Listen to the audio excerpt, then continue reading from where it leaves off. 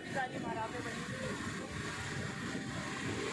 ये तो आप देखेंगे लोहे के भारी भारी से ये इसके गेट बने हुए हैं, यानी कि पानी जब रोकना होता है ना ये इसके करना होता है। तो एक तरफ का पानी एक तरफ ले जाता है, दूसरी तरफ जो है लेवल बढ़ता है। अब ये जो दरिया स्थित है जो ये यहाँ पे बीच में इसके ना काफ़ी जगह खाली है, यानी दरिया के बीच में भी काफ़ी जगह है जहाँ पे वो मंदिर बना हुआ है। क्योंकि ये दरिया जो है वो दो पट्टियों में चलता है। हमने वैसे जहाँ तक हमारा अंदाज़ा रहा है तो हमने ये देखा है कि सत्तर की तरफ आबादी ज़्यादा है बनस्पत रोड़ी के। रोड़ी की आवाम थोड़ी सी कम है, वहाँ पे जो है वो बिल्डिंग और ये शॉप्स वगैरह मार्केट है बहुत कम।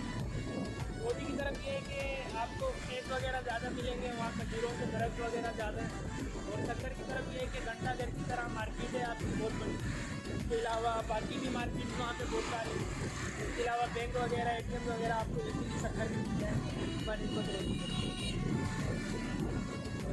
रोड़ी ये है कि सरसब्ज इलाका है, आँखों को ठंडक पहुँचती है वहाँ जाके। और अगर किसी ने ज़मीन वगैरह लेनी हो तो रोटी में ले, वहाँ सस्ती मिलेगी आपको। और फ़र्क इतना ज़्यादा नहीं है, बस यही फ़र्क ये दरिया का। अब आप ये देखेंगे दरिया के काफ़ी जगह जो है वो आपके अधिकतर लोग जो है खेती बाड़ी करते हैं, सब्जियाँ वगैरह उगाते हैं, इससे भी फ़ायदा हुआ है।